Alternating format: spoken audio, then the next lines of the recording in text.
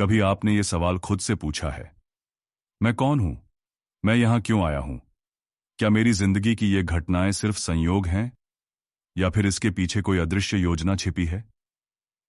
हम में से बहुतों ने ऐसा महसूस किया है कि कोई रिश्ता बहुत जाना पहचाना लगता है, या कोई जगह जहां हम पहले कभी नहीं गए, फिर भी वहां जाने का एक अजीब सा अपनापन होता है।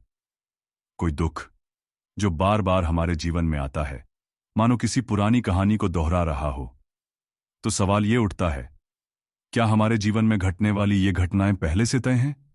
क्या हम अपने जन्म से पहले ही ये सब तय करके आए हैं? आज की इस यात्रा में हम आपको ले चलेंगे उस अदृश्य संसार की ओर जहां आत्माएं अपने जन्म से पहले की योजना बनाती हैं।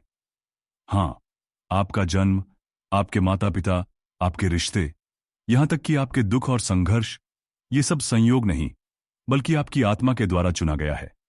इसे कहा जाता है सोल कॉन्ट्रैक्ट, या हिंदी में आत्मिक अनुबंध। एक ऐसा अनुबंध जो आत्मा करती है खुद से, ईश्वर से और उन आत्माओं से जिनके साथ उसे इस जीवन में मिलना है, सीखना है, प्यार करना है और कभी कभी दर्द भी सहना है। इस यात्रा में हम जानेंगे आत्मा का असली स्वरूप क्या है, जन्म से पहले की योजना कैसे बनाई जाती है, आत्मिक अनुबंध किस तरह से हमारे जीवन को आकार देते हैं, और सबसे अहम, आप इस अनुबंध को कैसे पहचान सकते हैं। क्योंकि जब आप इस बात को समझने लगते हैं कि आपका जीवन एक दिव्य योजना का हिस्सा है, तब दुहक भी एक सबक बन जाता है और संघर्ष आत्मा के विकास की सीढ़ी। तो चलिए, आंखें बंद कीजिए, एक गहरी सांस लीजिए और उतरिए उस दिव्य यात्रा में जो शुरू होती है जन्म से पहले। यह कहानी उस क्षण से शुरू होती है जब आत्मा पहली बार चेतना में जागती है। वह न शरीर है न रूप, बस एक ऊर्जा, एक अनुभव। इस ऊर्जा का कोई भूत, कोई भविष्य नहीं होता। यह शुद्ध अभी में विद्यमान होती है। यही आत्मा, आप, मैं, हम सब अनंत काल से अस्तित्व में है। उसका जन्म नहीं हुआ और उसकी मृत्यु नहीं होगी। वह ब्रह्मांडीय स्रोत का अंश है, ब्रह्म का अंश है। हर आत्मा की यात्रा अद्वितीय होती है और उसी यात्रा की एक कड़ी है सोल कॉन्ट्रैक्ट, एक अलिखित समझौता जो आत्मा करती है जन्म से पहले। यह समझौता हमें जन्म, परिवार, संबंध, कष्ट और सीख की ओर ले जाता है। लेकिन क्यों? आत्मा को अनुभव करना है प्रेम, भय, हानि, करुणा, क्षमा, ताकि वह पूर्णता की ओर बढ़ सके। और इसके लिए उसे एक जीवन चाहिए, एक मानव अनुभव। यह वही क्षण होता है जब आत्मा अपना अगला जन्म स्वीकार करती है। वह चुनती है किस देश में जन्म होगा, माता पिता कौन होंगे, कौन प्रेम देगा और कौन चुनौती। हर निर्णय एक उद्देश्य से भरा होता है, आत्मा के विकास की दिशा में एक कदम। और फिर वह क्षण आता है जब आत्मा ब्रह्मांड की ऊंचाइयों से धीरे धीरे नीचे उतरती है। नीले तारे, स्वर्णिम ऊर्जा और प्रकाश की धाराओं को पार करते हुए वह धरती की ओर बढ़ती है। गर्भ वह स्थान बनता है जहां आत्मा और शरीर का मिलन होता है। क्या आपने कभी किसी नवजात को देखा है जिसकी आंखों में रहस्य हो? क्या कभी किसी बच्चे ने कुछ ऐसा कहा जो किसी पुराने जीवन की याद दिला दे? शायद वह आत्मा अपने सोल कॉन्ट्रैक्ट को पहचान रही हो। वही आत्मा अब एक शिशु के रूप में धरती पर जन्म लेती है, पर उसकी आंखों में अब भी ब्रह्मांड की झलक है। एक आत्मा का जीवन एक अध्याय नहीं, बल्कि कई जन्मों की पुस्तक है। हर पन्ने पर लिखा होता है कर्म, और हर अध्याय का अगला हिस्सा बनता है पुनर्जन्म। कर्म केवल अच्छे बुरे कार्यों का लेखा जोखा नहीं है। यह ऊर्जा का प्रवाह है जो तुमने जगत में डाला, वही लौटकर तुम्हारे अनुभव में आता है। कर्म न तो सजा है न पुरस्कार।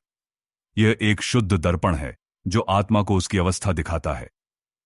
जैसे जैसे आत्मा कर्मों से गुजरती है, वह सीखती है क्षमा, धैर्य, करुणा, निर्लिप्तता। यही है कर्म का उद्देश्य, सिखाना, जगाना, ऊंचा उठाना। जब आत्मा एक जीवन पूर्ण करती है, वह मृत्यु के बाद सूक्ष्म लोक में प्रवेश करती है। वहां वह पुनः अपनी यात्रा की समीक्षा करती है। क्या सीखा, क्या अधूरा रह गया, क्या चोट दी, क्या चुकाया। और यदि कोई अनुभव अधूरा रह गया हो तो आत्मा पुनः जन्म लेना तय करती है। पुनर्जन्म कोई दंड नहीं, बल्कि एक अवसर है अपने ही बोए हुए बीजों को काटने और समझने का। कई बार आत्मा अपने आत्मिक अनुबंध में उन परिस्थितियों को चुनती है जो उसके कर्मों से जुड़ी हों। जैसे यदि पिछले जन्म में आपने किसी को पीड़ा दी हो, तो इस जन्म में आप वही पीड़ा अनुभव करने का चुनाव करते हैं, न कि सजा स्वरूप, बल्कि अनुभव से करुणा जागृत करने हेतु। इस प्रकार आत्मा एक संतुलन रचती है, कर्म के धागों से, अनुबंध की सिलाई से और पुनर्जन्म की सुई से। हां, कर्म से मुक्ति संभव है, लेकिन यह तपस्या या भागने से नहीं, बल्कि सचेतन अनुभव और पूर्ण क्षमा से होती है। जब आत्मा किसी अनुभव को पूर्ण स्वीकार के साथ जी लेती है, तो वह कर्म मुक्त हो जाती है। पूर्ण क्षमा, यही है कर्म का मोक्ष द्वार। क्षमा स्वयं को, दूसरों को, परिस्थितियों को। हमारे जीवन में कुछ घटनाएं बार बार क्यों घटती हैं? कुछ रिश्ते इतने जटिल क्यों होते हैं? कुछ लोग पहली बार मिलने पर भी इतने अपने क्यों लगते हैं? यह सब आत्मा के गहरे कर्म बिंदु होते हैं, जो इस जन्म में पुनः सामने आते हैं। इन बिंदुओं पर ध्यान देना आपको अपने आत्मिक अनुबंध और कर्म की समझ देगा। कर्म से बंधा हर जीवन आत्मा को एक कदम आगे ले जाता है। हर अनुभव, चाहे सुखद हो या दर्दनाक, एक दीपक बनता है जो आत्मा को उसकी दिव्यता की ओर ले जाता है। यह चक्र चलता रहता है जब तक आत्मा यह न जान ले कि वह स्वयं ही ब्रह्म है। कर्म और पुनर्जन्म कोई दंड नहीं, कोई कैद नहीं, बल्कि वह प्रेम की योजना है जो आत्मा ने स्वयं चुनी है अपने उच्चतम स्वरूप को अनुभव करने हेतु। जीवन की सबसे गूढ़ पहेली यही है, मेरे जीवन में इतनी कठिनाइयां क्यों आती हैं? उत्तर है कर्म। प्रत्येक आत्मा जन्म लेने से पहले अपने लिए कुछ पाठ, लेसन्स तय करती है। इन पाठों को आत्मसात कराने के लिए जीवन में चुनौतियां आती हैं। ये चुनौतीपूर्ण घटनाएं, लोग, संबंध और परिस्थितियां कर्म के बीज होते हैं, जिन्हें आत्मा ने बोया और अब काट रही है। कर्म क्या है? हर सोच, हर शब्द, हर क्रिया एक ऊर्जा उत्पन्न करती है। यह ऊर्जा ब्रह्मांड में संग्रहित होती है और अपने प्रभाव के साथ वापस लौटती है, चाहे इस जन्म में या अगले में। चुनौतियां क्यों आती हैं? उदाहरण के लिए, एक आत्मा पिछले जन्म में दूसरों को तिरस्कार करती थी। इस जन्म में उसे तिरस्कार झेलना पड़ेगा ताकि वह विनम्रता और सहानुभूति सीख सके। एक आत्मा युद्ध में कई लोगों की मृत्यु का कारण बनी। इस जन्म में उसे शारीरिक पीड़ा झेलनी पड़ सकती है ताकि वह जीवन का मूल्य समझ सके। जीवन की कठिनाइयां आत्मा की पाठशाला है।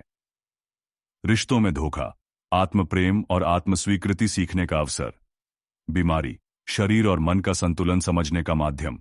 गरीबी, आंतरिक संतोष, करुणा और सेवा की सीख। अकेलापन, आत्मा के साथ संवाद की गहराई। क्या आपने कभी वह पल महसूस किया है जब लगता है मैं कुछ बहुत गहरा, बहुत पुराना भीतर जाग रहा है? शरीर स्थिर होता है, पर आत्मा हिलती है। उस क्षण को कहते हैं जागृति। यह वह क्षण है जब आत्मा अपने अनुबंध को, अपने उद्देश्य को याद करने लगती है, जिसे कभी हमने सोल कॉन्ट्रैक्ट कहा था। अब वह धीरे धीरे चेतना में लौट रहा है। जागृति चिल्लाकर नहीं आती, वह धीरे धीरे सपनों, चिन्हों और अनुभूतियों के माध्यम से प्रकट होती है। कभी कोई सपना जिसमें आप उड़ रहे हों, कभी कोई अजनबी जो परिचित लगे, और कभी ऐसा लगे कि यह जीवन बस एक भूमिका है, कोई नाटक जो पहले भी हो चुका है। मैंने यह पहले भी देखा है। ये जगह, ये व्यक्ति, ये भावना, ये डर, ये प्रेम, सब कुछ परिचित लगता है। जैसे जैसे आत्मा की चेतना विस्तारित होती है, वह उस समय की झलक पाने लगती है जब इस जीवन के पहले उसने चुनाव किया था। किसे अपने माता पिता बनाएगी? कौन बनेगा उसका प्रेम? कौन देगा उसे पीड़ा? कौन उसे बनाएगा पूर्ण? हम सोचते हैं क्यों हुआ मेरे साथ ऐसा? पर जब आत्मा जागती है, वह जानती है कुछ भी संयोग नहीं, सब कुछ पूर्व नियोजित था।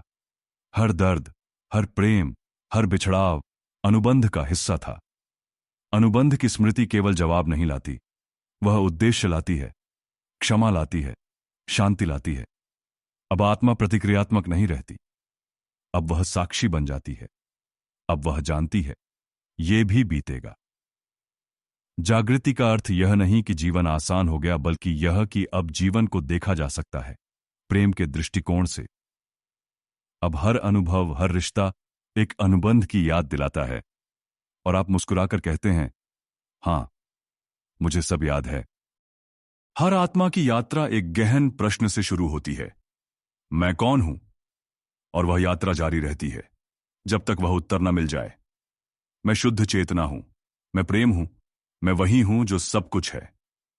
हम जन्म लेते हैं, भूल जाते हैं, कर्म निभाते हैं, संघर्ष करते हैं, प्रेम करते हैं और अंत में हम फिर याद करते हैं।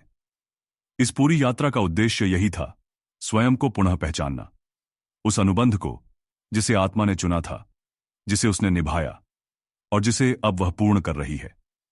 यथा कर्म यथा श्रुतम यथा कृत्यम यथा स्मृतम। जैसा कर्म किया, जैसा सुना, जैसा समझा, वही फल मिला। अब आत्मा देख पाती है, जो उसके साथ हुआ वह केवल नाटक था। उसने स्वयं चुना था हर रिश्ता, हर पीड़ा, हर मुस्कान, और अब वह पुनः उन आत्माओं से मिलती है, बिना द्वेष, बिना अपेक्षा, केवल एक समझ के साथ, तुम भी वही, मैं भी वही। यह यात्रा अंत नहीं है, यह एक पूर्णता है। अब आत्मा मुक्त है कर्म के बंधन से, अज्ञान के आवरण से। वह अब चाहे तो पुनः जन्म ले, प्रेम से, उद्देश्य से, या विश्राम करे चैतन्य की गोद में। न जायते म्रियते व कदाचित नायम भूत्वा भविता व न भूयः अजो नित्य शाश्वतोयम पुराणो। आत्मा न जन्म लेती है, न मरती है, वह सनातन, शाश्वत और अजर है। क्या आपको भी कोई स्मृति जागी? क्या आपको कुछ ऐसा महसूस हुआ जो पहले कभी समझ नहीं आया था? अगर इस यात्रा ने आपको कुछ छुआ, अगर किसी दृश्य, किसी शब्द ने आपको भीतर झंझोर दिया, तो शायद आपकी आत्मा भी जागने लगी है। यह संयोग नहीं है, यह बुलावा है, स्मरण का, साक्षात्कार का। अब समय है स्वयं को फिर से जानने का। अनुभव ही आत्मा की भाषा है और प्रेम ही उसका स्वरूप। अगर आपकी आत्मा भी इस यात्रा में कुछ पहचानती है, तो इस ज्ञान को साझा करें। शायद कोई और भी अपने अनुबंध को याद कर रहा हो।